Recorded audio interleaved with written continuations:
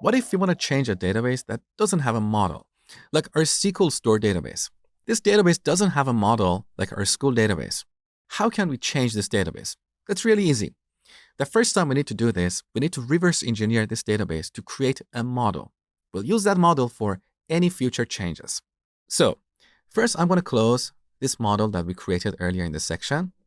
This is really important because when we reverse engineer this database, if a model is already open here, MySQL Workbench will add this database to that model. Now, this is not a big deal, but it's better to have a separate model for each database. You can include multiple databases in one model, but that's something you want to do if these databases are highly related and you want to work with them in the same model. So, our model is closed. Now, on the top, we go to the database menu and select Reverse Engineer.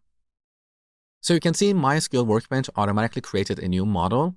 In this model, we don't have any diagrams. So here on this window, we're going to select our connection. And then we select the database that we want to reverse engineer. So I'm going to select the SQL Store database. As you can see, we can select multiple databases. But once again, do that if these databases are highly related and you want to work with them in the same model. Now let's continue to the next step.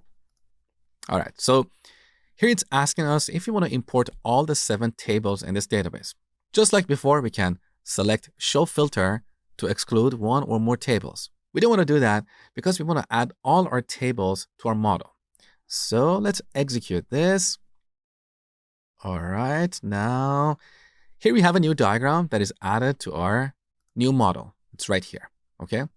Now back to the diagram, you can see all our tables and their relationships. This is really helpful in understanding our database design.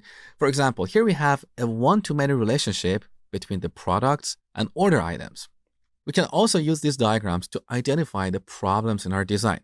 For example, somewhere over here we have this table, order item notes. As you can see, this table is not related to any other tables. What is the problem here?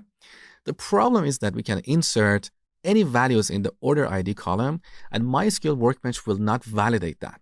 So we won't have data integrity. When we add a relationship between our tables, MySQL Workbench will enforce the integrity of our data.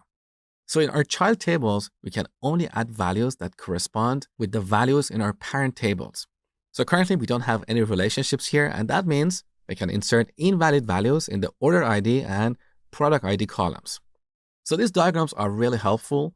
They help us better understand the design. They help us identify the problems, and they allow us to make any changes to this design and then script those changes to execute on other MySQL databases.